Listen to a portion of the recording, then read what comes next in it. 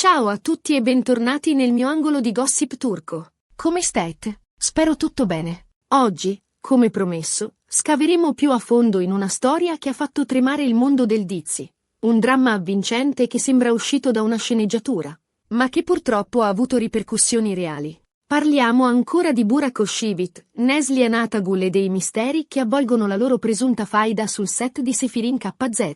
Nel video precedente, abbiamo gettato le basi, esplorando i rumors che circondano la brusca uscita di scena di Neslihan dalla serie e il presunto ruolo di Burak in questa vicenda.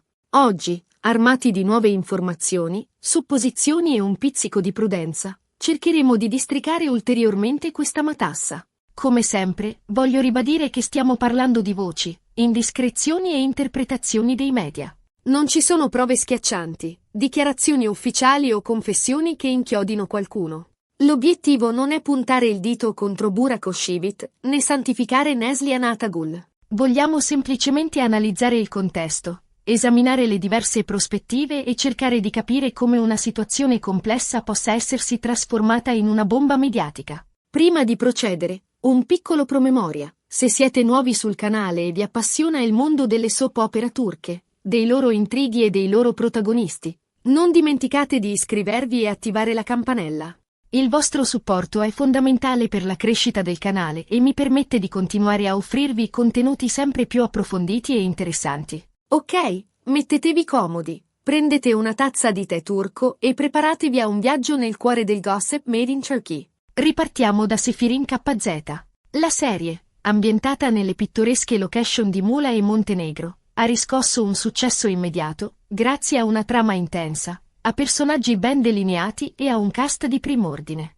Neslihan Atagul, nei panni della fragile e determinata Nare, ha conquistato il pubblico con la sua interpretazione intensa e commovente. Accanto a lei, Engin Akyurek, nel ruolo di Sankar, l'amore tormentato di Nare. Tutto sembrava andare per il meglio, finché le prime crepe non hanno iniziato a comparire. Le voci di malessere sul set si sono fatte sempre più insistenti. Si parlava di un clima teso, di ritmi di lavoro massacranti e di un Neslihan sempre più provata. Poi, come un fulmine a ciel sereno, è arrivata la notizia. Neslihan Atagul lascia Sefirin KZ per motivi di salute. La motivazione ufficiale? La sindrome da intestino permeabile. Una condizione che le impediva di affrontare lo stress e la fatica delle riprese. Una spiegazione plausibile, certo, ma che non ha spento i rumors.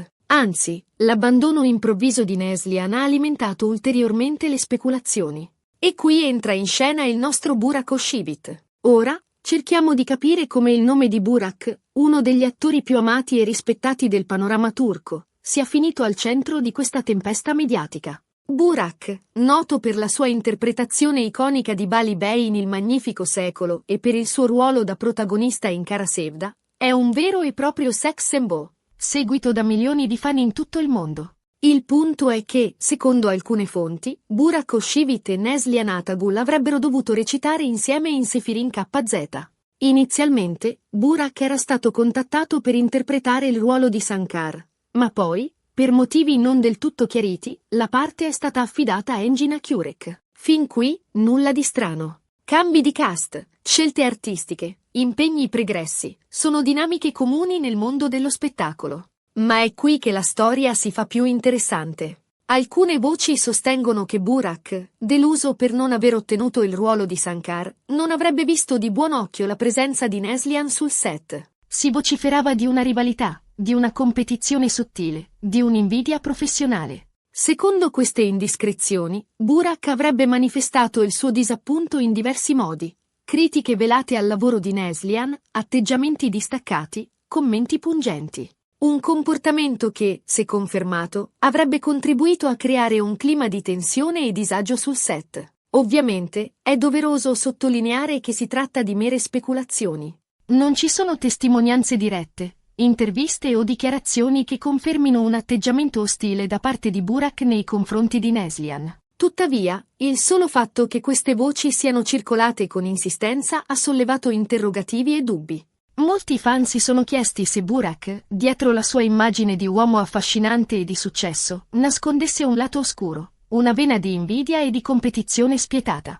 Altri, invece, Hanno difeso Burak a spada tratta, sostenendo che si trattava di calunnie infondate, di pettegolezzi messi in giro ad arte per screditare la sua immagine. Secondo questa versione, Burak sarebbe una persona generosa, altruista e rispettosa dei colleghi. La verità, come spesso accade in questi casi, è probabilmente più complessa e sfumata. È possibile che ci siano stati dei piccoli attriti, delle incomprensioni, delle divergenze artistiche. Ma è anche possibile che i media abbiano esagerato la portata di questi episodi, trasformando delle semplici schermaglie in una vera e propria faida. Un altro elemento da considerare è il ruolo dei fan. Nel mondo del Dizzy, i fan sono una forza potente, in grado di influenzare le scelte produttive, di decretare il successo o il fallimento di una serie, di idolatrie o demonizzare i protagonisti.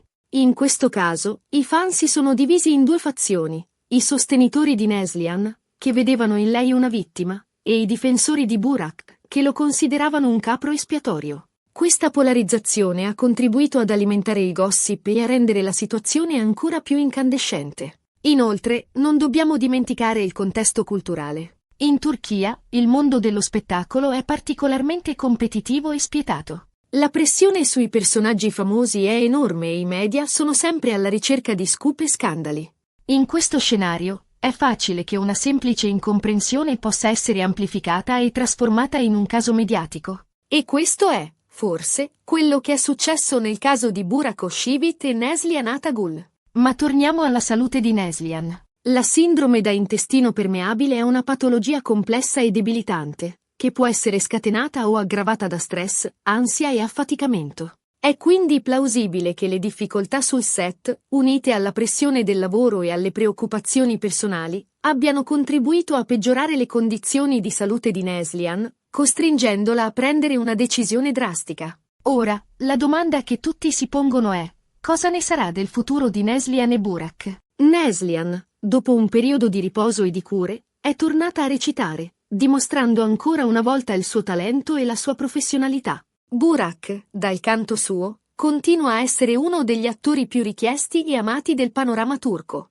Ma la domanda sulla loro presunta faida rimane irrisolta. Si incontreranno di nuovo su un set? Si chiariranno? O continueranno a ignorarsi, alimentando le voci e le speculazioni? Solo il tempo potrà dare una risposta a queste domande. Nel frattempo, noi continueremo a seguire con attenzione le loro carriere e a fornirvi tutti gli aggiornamenti. Spero che questo approfondimento vi sia piaciuto e vi abbia offerto una prospettiva più completa e articolata su questa vicenda. Come sempre, vi invito a lasciare un commento qui sotto e a condividere la vostra opinione. Cosa ne pensate? Credete che Burak Özçivit abbia avuto un ruolo nella sofferenza di Neslihan Atagul? Oppure pensate che si tratti solo di pettegolezzi infondati?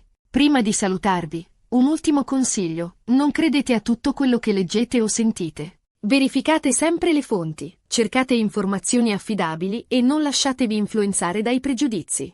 Il mondo del gossip è affascinante, ma anche insidioso. E la verità, spesso, è nascosta dietro una cortina di fumo. Un abbraccio a tutti e alla prossima! E non dimenticate di iscrivervi al canale.